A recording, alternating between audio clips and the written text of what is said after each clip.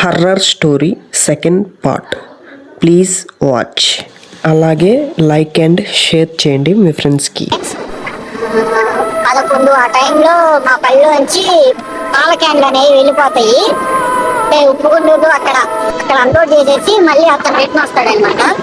అతను వచ్చే టైంలో కరెక్ట్గా ఇదే ప్లేస్ లో తెల్ల చీర కట్టుకొని ఒక లేడీ ఆటో అతను ఆడుతుంది.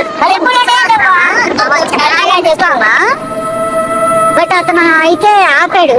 ఈ టైంలో ఎలా వచ్చారు ఎన్ని అడుగుతానే ఉన్నాడు. మామూలుగా ఏం మాట్లాడలేదంట. సో అది అతను ఇంకా ఎక్కించుకున్నాడు, వెనకాల ఎక్కించుకున్నాడు, మాట్లాడుతున్నాడు, ఫుల్ పాటలు పెట్టుకొని వెళ్తున్నాడు. సో ఏమైందో తెలీదు. స్టేషన్ దగ్గరికి వచ్చేసేసరికి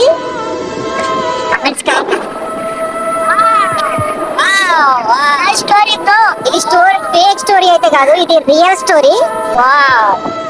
అక్కడైతే ఖచ్చితంగా హాంటెడ్ అయితే ఉంది, ఏదో ఒకటి ఉంది.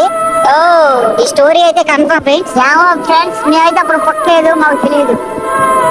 ఇది నేను సెకండ్ క్లాస్ అనుకుంటా. ఆ టైం నుంచి బాగా వింటున్నాను.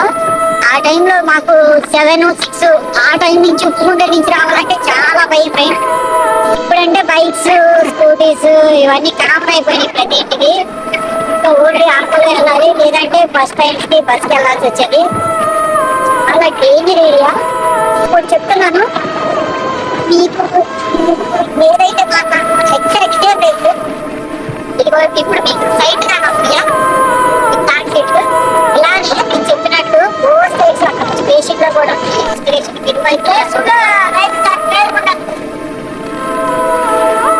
అప్పుడు అలా అయితే అంటారు.